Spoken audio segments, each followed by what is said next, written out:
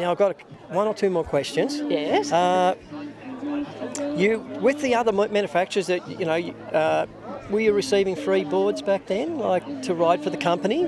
Well, basically they were, yes, because you get one and then you would trade it back in again, and it wouldn't cost to get the next board. So lots I would have loved to have hung on to, actually. So it went back, And so it was one at a time, and when you surfed at the Easter Bells, did you have, say, like a couple of boards, No, I have one. Yeah. And today's surfer Gale, how many would they have? A quiver, I guess. On the pro circuit, they would have 30, 40 boards. They probably travel with maybe up to 10 of them. But I did have two on a couple of occasions. Went to Puerto Rico with two. Went to England with two and never got in the water in 8 weeks of looking.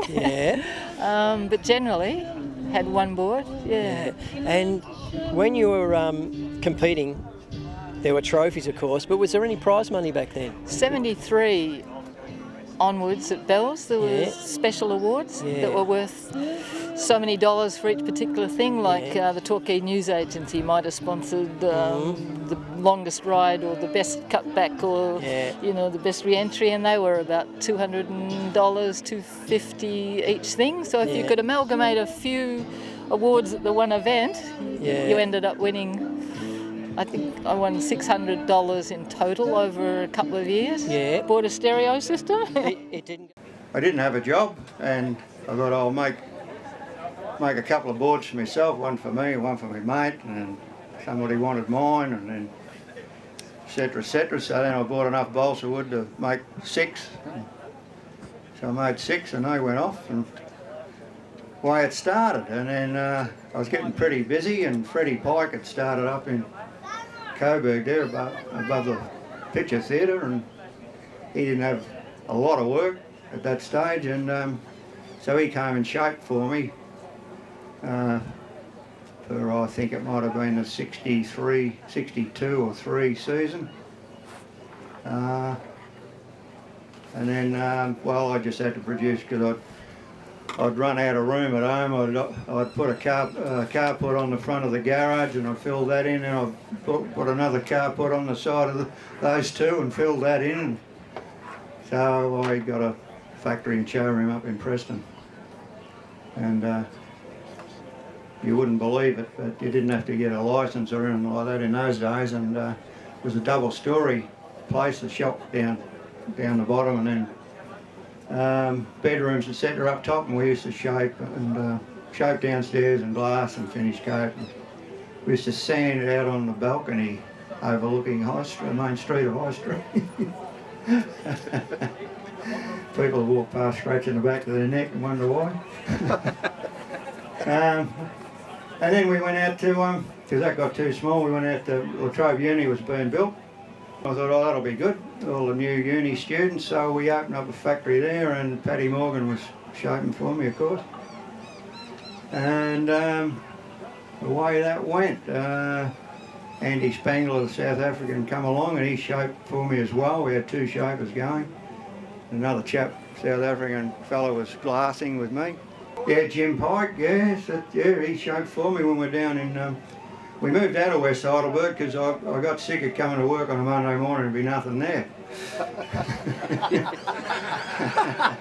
can read into that what you like. But, anyway, we moved down to Northcote then, and Andy Spangler, well, Fred had left by then because he had a lot of work, and Paddy Morgan had gone full-time himself, and I had Andy Spangler and Pikey, and a couple of glasses, including myself, and Paul Pascoe was working for me by then.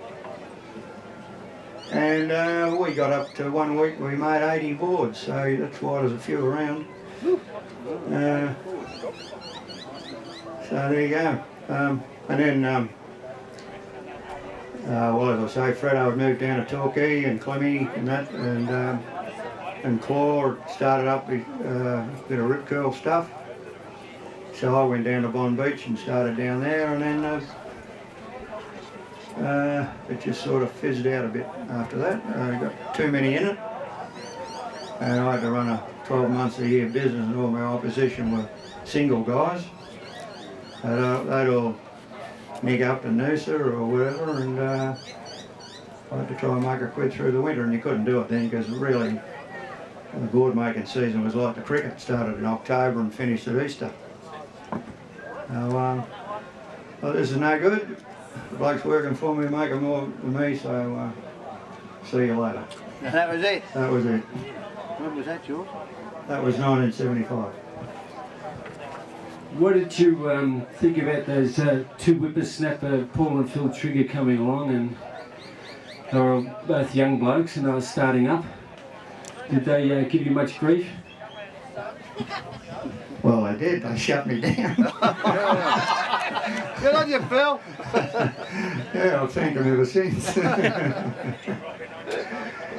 Yeah, well, actually, it worked out all right. I didn't think so at the time, but a job come along at Eltham College that had just started to get built and stuff, and I got a job there and finished up working there for 22 years, did all the landscaping, built the footy grounds and all that stuff. And so I finished up happy. How do you feel that living on the bay sort of produced so many great surfers? Well, I think I never did it because I lived in Fairfield and, you know, it was an hour away, hour and a half away or some damn thing, and not as bad as driving down to Torquay, but when there was I think, correct me, some of you blokes that have done it, but when there'd be a southwesterly coming, you know, blowing a gale, you get some good choppy waves around the piers, and I remember Claw talking about that at, was it Bay Street, I think, where he used to be.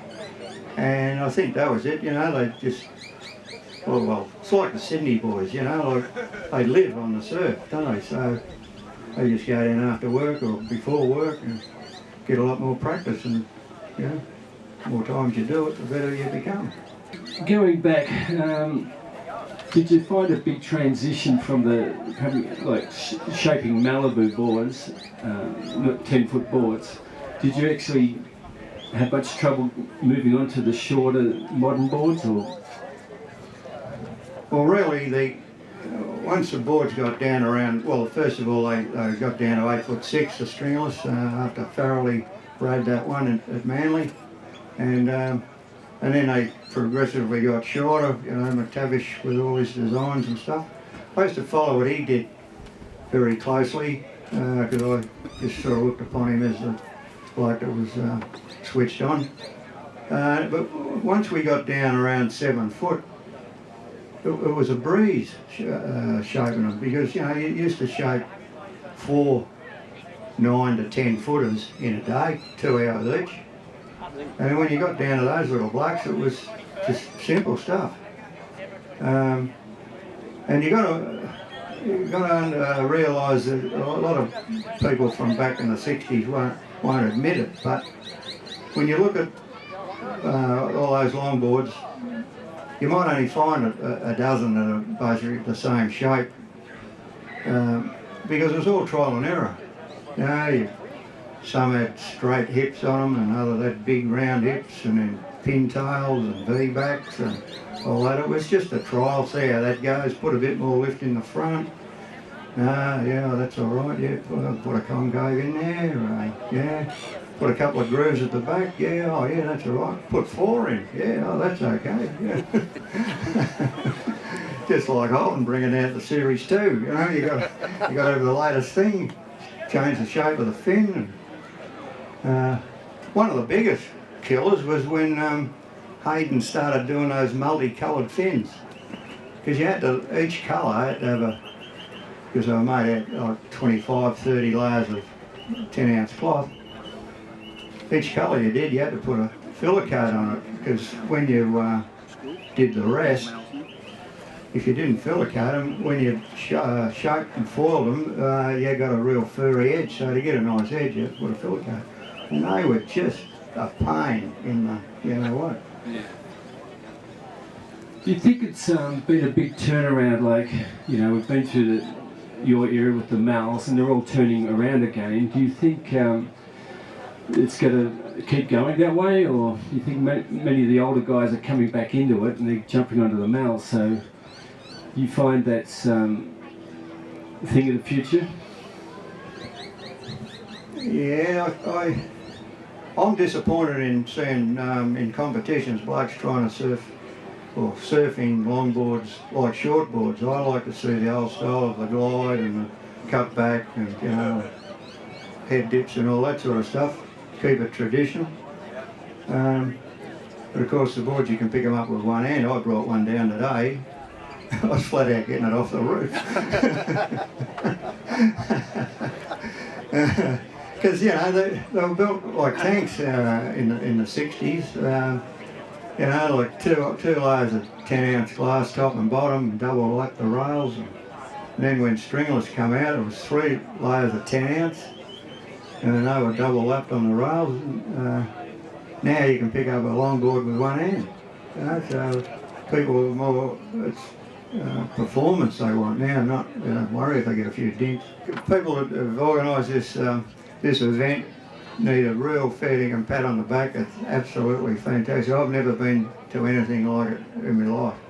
The number of people that are here, people that I've spoken to and signed their boards or whatever, it's just magnificent. And to the organisers, as I say, I need a real good thank you. And I thank you myself. Thank you. So put your hands together for George Rice, everyone. George, we can get some photos here? Yeah. So we're doing some photos. Yeah, go on. Right, we're hoping everyone's enjoyed the day here. We're just sort of winding things up. As I said earlier, this was Phil's idea initially, and then our good friend Phil Newman came in as kind of like our right-hand man, promoting it and marketing it and getting it out to everybody. Phil, you'd like to say a few words about what you think the day's been like? Yeah, we were just lucky on the day that so many people turned up, and so many of our old friends and mates were here, and I didn't know, that it had become such a big thing, sort of thing. Yeah, it was, just getting along to everybody. It was a real big job, but it's turned out unreal. So we're stoked, and I think everybody here was stoked as well. So, what sort of numbers do you think, Phil? Like, because we talked about this, and do you think you almost reached your 2,000? We had a bit of a guess, and we thought if it's rainy and cloudy, we'd probably get 500. I told the foreshore we'd only get a couple of hundred because they didn't want to put up with too much rubbish. But no, I was looking at about 2,000 people, I thought. Yeah. And I think we probably almost had that. Yeah. It'd be interesting to have a look at the gate. Yeah, that's the one way of telling. Okay, Phil Newman, you might like to pass on a few thoughts on what you thought of the day. Yeah, guys, look, just thanks to Paul and Phil for getting behind this event. And as I said to the boys before, our plan is in another couple of years. I think we do it biannually, so everyone gets the word. And I think in excess there would have been more than probably 1,000 boards here today. And the turn-up was fantastic.